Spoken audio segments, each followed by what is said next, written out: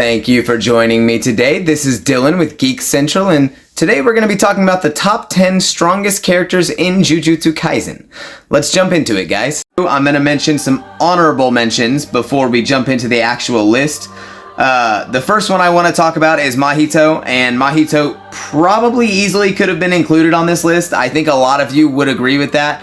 I may even end up having some commenters that are angry for me not including him on this list, and I just want to say he's insane, you guys. I think that you could definitely make some arguments of Mahito beating or at least competing against a lot of these characters. For me, it's more of just a scaling thing. Mahito is a villain introduced earlier in the show, and so I didn't want to include him on this because I'm really trying to make a current top 10 list. So I really would prefer to avoid just including like a villain from multiple arcs ago on this list, even if you could maybe make the argument that he would beat or at least compete with some of the characters on this list. But the scaling has really completely changed a lot. These characters that I'm going to be talking about today have gotten a lot stronger. So anyways, moving on to the next honorable mention.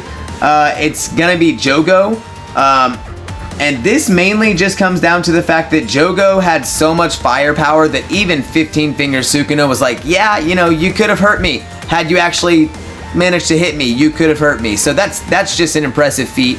Damaging 15-finger Sukuna is just always something that's going to be impressive. So just want to say bravo to Jogo, and like Sukuna said, stand proud. You are strong. So, the very last honorable mention here is Todo. This is current Todo with the Vibra Slap, and I just want to say, I feel like Todo is just the ultimate teammate. There is no better tag teammate than Todo. His Vibra Slap now allows him to switch you, his opponent, and a friend like 50 times within a second, which is just insane. So it's just a bout of teleporting madness when Todo's on the battlefield. And Sukuna was really giving Todo some really big praise in one of the recent chapters. So I just want to say honorable mention to Todo just for the fact that he can now teleport many, many, many times. And I don't know if we've seen his full capabilities just yet, you guys. Alright, now that all that is out of the way, we are getting on to the actual list. So we're going to start at number 10, and I'm going to lump these two together. It's Togi and Maki. And so, I mean, first things first, everybody knows this. I don't think you guys need me to go into detail, but Togi defeated a younger Gojo. It was the first loss that we know of anyways that Gojo had ever had in his life, and that alone is just insane. Maki, on the other hand, current Maki, of course, is who I'm talking about because current Maki is the one that's going to be more comparable to Togi in a fight, was praised by Sukuna, and among all the sorcerers that he fought, he like gets super pumped up every time he gets in the ring with Maki. He praised her like no other. He was saying that she was like just defying everything that it is to be a sorcerer, and basically that he almost felt that he like had a duty to defeat her because it would prove once and for all which is more important to hone, the body or sorcery. So I mean, he really gave her praise like no other, but there's more to it than just that. The physical things that they have done is just unlike any other character in the series. Togi poking blocks through bunny skulls at the speed of sound, Maki leaping off the air with Sukuna and shocking every sorcerer present.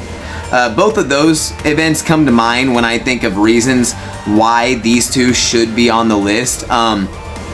Also, to me, the Dagon fight always spoke volumes about Togi's scaling. Now, Bito was the strongest Zenin at the time, and Dagon probably would have beaten like all the sorcerers present until Togi showed up and pretty much beat the disaster curse with just nothing but raw strength and speed. And to me, that scene was just absolutely insane. Maki showing her physical strength in her battle against Sukuna was another thing that to me was just crazy. Her standing up to cleave, dismantle, and actually just holding up against Sukuna with nothing but her sword and her skill to me was just insane. And I think that's what made Sukuna so impressed too, was just Maki was just absolutely brilliant in that fight. When Sukuna did catch her sword, instead of it being an advantage for Sukuna, she just uses her physical strength advantage to just slam Sukuna on the ground anyways. So there were just a lot of big moments for Maki and Toji in the series so far, and I just think they really deserve a spot on this list, just seeing what they are really capable of. Number 9, and some of these might be a little divisive, Uraume. Uraume is Sukuna's henchman, and I have a hunch that he will ultimately lose his fight against Hakari, but, and that's his current battle that's going on right now, which we honestly haven't seen many panels on. We've only seen a few shots of it, and for the most part, it's really just been focusing on the Sukuna and Ko battle, which is probably for the best, because everybody wants to see Sukuna fight, obviously. But Uraume's done some crazy things too. He took down a lot of sorcerers by himself within like literal seconds. He and Kinjaku, whenever they were trying to get back the prison realm, whenever Gojo got sealed, he was just like mopping the floor with every sorcerer present effortlessly. Taking on Chozo by himself and deflecting piercing blood barehanded and at really short range, which, considering piercing blood's speed, is like, that's a pretty insane reaction time feat. And I don't even know if we've seen all of what Uraume can do yet. Maybe here pretty soon in his fight with Hakari, we'll see something really crazy. So anyways, I'm gonna go ahead and move on to number 8. It's gonna be Hakari, you guys. So Hakari is obviously right below Kashimo, despite their battle, and due to Kashimo basically not using his curse technique. Hakari is an interesting character with great physicals, immense durability, and regen. He just doesn't really have much in the way of hacks, but what's crazy is even without hacks, he's still among like the most formidable in the entire series, mainly because his ability makes his reverse curse technique like the most potent in the series, surpassing Gojo, Sukuna. Doesn't matter who it is, this guy can heal better than them, basically. He can heal better, he can heal faster. So, I mean, Hakari is like the Wolverine of Jujutsu Kaisen, you guys. He's really hard to permanently take down, and even against Kashimo, he showed really impressive use of impromptu binding vows to basically sacrifice one of his arms to keep the rest of his body alive, which was just really insane, honestly, and just goes to show that he really is hard to take down permanently. Moving on to number 7 is obviously Kashimo. So he basically fought against Hakari's full power with just cursed energy manipulation and physical prowess alone, and he honestly didn't win the fight, but he would have won had he used his curse technique. That's pretty much what was being implied, and I think even Hakari realized that, and basically congratulated Kashimo at the end and was like, yeah, dude, had you used your full power, you probably would have beat me, so chill out, man. Like, I'm not gonna kill you, you know? Because Kashimo was sitting there like, just kill me, you won, you know, being one of those guys.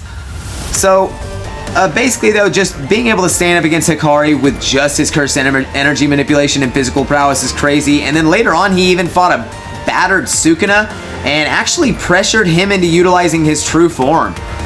Basically taking out his Megumi form and pretty much finishing off like the last little bit of HP that he had left in video game terms, and that was like that he had left over from the Gojo battle, basically. So his innate technique, Phantom Beast Amber, was finally revealed in the Sukuna fight, and it basically boosts his power and speed to the absolute maximum, but it can only be used once, basically turning Kashimo into a veritable god of lightning.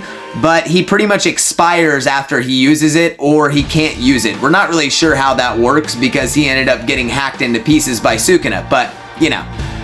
Anyways, moving on to number 6. Yorozu.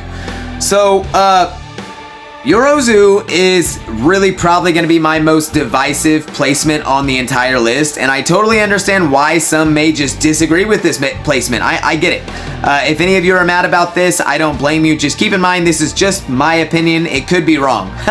It really could be. I'm not going to be mad if it is either. So, I can't imagine a lot of people, though, being able to deal with Perfect Sphere, so I think she's kind of just insanely underrated, and she shows us pretty much the peak form of the construction ability, I still do put her below Yuki, but her biggest disadvantage is honestly that her only opponent was Sukuna, who is literally the strongest sorcerer in the history of the verse. So we just don't really have enough to put her any higher on the list. But what she did against Sukuna and her domain expansion and everything else about her tells us that she's pretty high up and that she's not someone to be taken lightly. I can't honestly imagine anyone below her on this list dealing with her domain expansion effectively. So moving on to number 6, Yuki Tsukumo. Yuki is just absolutely a menace, you guys. I'm going to say she's definitely in Kinjaku's tier, and she could have potentially beaten him if the circumstances were right. Yuki has a Shikigami, let's start with that, Garuda, and an innate technique called Star Rage, which basically takes virtual mass and adds it to her and her Shikigami Garuda's physical attacks. It basically makes her just absolutely dominant in close quarters, though. And she was pressuring Kinjaku without even using her domain expansion and could have potentially beaten Kinjaku had she utilized her own domain expansion.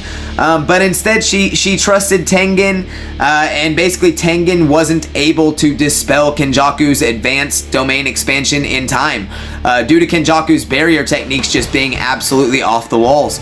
So basically he ended up dealing really harsh damage against Yuki, and this ended up being a big deal for her, unfortunately. So we really never got to see Yuki's full potential. I would have loved to see more of her, but from what we've seen of Yuki so far, and especially considering we don't even have her domain expansion to take into play, Star Rage is insane. Garuda is an insane Shikigami, and she can basically amp hers and her Shikigami's attacks constantly. And Virtual Mass reminded me a little bit of the description for Hollow Purple, where she's basically able to just make her attacks more powerful at will to a certain extent, which is also kind of similar to Gojo's Blue, which is kind of also funny. I guess that's what makes Gojo so high up on the list, is that one of his many abilities is Yuki's main ability to a certain extent. You know, I'm not saying it's the exact same thing, guys. So moving on to number 5, Kinjaku, of course. Kind of like the tier right below Gojo and Sukuna, in my opinion. Still too weak to be confident in fighting Gojo, but strong enough and cunning enough to trounce mostly anyone else below him on this list. He clowned on an exhausted Yuji, and like Sukuna, Kinjaku honestly has 1,000 years of experience, and this led him to actually managing to capture Gojo and killing Yuki. So, I mean, he's no joke. He's definitely he has no issues fighting special grades and taking on special grades. He's not afraid of them. And like he even says, his greatest ability, the fact that he took Geto's abilities, is that he has so much versatility. So yeah, I think Kinjaku deserves this spot, guys. At one point, I thought he was going to end up being a Gojo level threat. It just didn't end up panning out like that, but we see even more power from Kinjaku's abilities later on in this list. Moving up to number 4, we have Yuji. So, Yuji Itadori, probably the most shocking on the entire list. To me anyways. Yuji has been fighting Sukuna now for longer than any other character, and he just doesn't quit. He's lost limbs, he's been cleaved and beat down in literally every single way you can possibly think of, and throughout it all, he just bounces back stronger and stronger and stronger, and now, honestly, after 7 black flashes and a Gojo-like power-up, basically, he is without question in the top 5 in my opinion. And his technique, Shrine, which he shares with his relative Sukuna, by the way, can cut anything with just a touch. So from what we've seen of his technique so far, pretty much if he touches you, he wins. And just based on his battle with Sukuna alone and where we're at in the story right now, and the fact that he's physically done this well, held up this well, he's survived this long, he's learned RCT, he has simple domain. I mean, guys, Yuji is there. It's finally happened. Yuji is in the top 5, in my opinion, in Jujutsu Kaisen. And moving on to number 3, I don't think this one will really surprise anybody, especially with the most recent chapter, Yuta Okkotsu. If there was a sorcerer I guess I should say, what if there was a sorcerer who could just be anyone, use any ability anytime he wanted, while also having a cursed spirit, basically, constantly defending and attacking for him? Yeah, this is literally what Yuta can do now with his new abilities, because he stole Kinjaku's curse technique. So a hypothetical, full power current Yuta would make anyone in the entire series outside of Gojo and Sukuna stir in fear of his power. I'm sorry. For anyone who has not seen what he is currently doing in the manga, I'm not gonna go into extreme detail about it, but I feel like most of you have seen it, and he is just flat out the scariest dude around at the moment. Enough said. So moving on to number 2. Of course, you guys knew it. It had to be this way. Number 2 is Gojo Satoru, the honored one himself. We knew he was going to end up below Sukuna from the very moment Sukuna made that promise to Gojo that he made early on in the manga. I think we all knew our beloved strongest sensei would eventually be surpassed. But man, what a titanic battle it really was. And just considering his opponent was the strongest in history and he was multiple times called Sukuna's equal, we should be proud of him, I think, guys. When Gojo regained his RCT, Sukuna actually felt nervousness for the first time in 1,000 years, you guys. What? Wow. Way to go, Gojo. I mean, this is insane, you guys. He's basically being called Sukuna's, like his opposite to a certain extent. This is massive praise, you know what I mean? Suffice it to say, if Sukuna is the devil of this universe, that means Satoru Gojo must be its god. Well, we are here, you guys. Number 1, and I mean, we all know what this is gonna be. It's Ryomen Sukuna, you guys. The man, the myth, the legend himself, and what can even be said other than, as of this moment, right now where we're at in the manga, he has fought Gojo, Kashimo, Higuruma, Yuta, Chozo, Yuji, Maki, Kusakabe, Miguel, Todo, and this isn't even everyone that's involved, and he's fought all of these opponents with 0 breaks. He has taken the concept of the strongest, torn it down, and rebuilt it from the ground up. He has dominated every single foe up until his fight with Gojo, and even with only 15 fingers, he dominated Mahoraga with basically 0 damage. Honestly, guys, even against Gojo, he honestly seemed to just be enjoying the fight up until the part where Gojo did regain his RCT, and even then, he still had a plan. I feel like he just got a little nervous and was like, man, what if this doesn't work for a moment? He actually doubted himself for a moment, basically.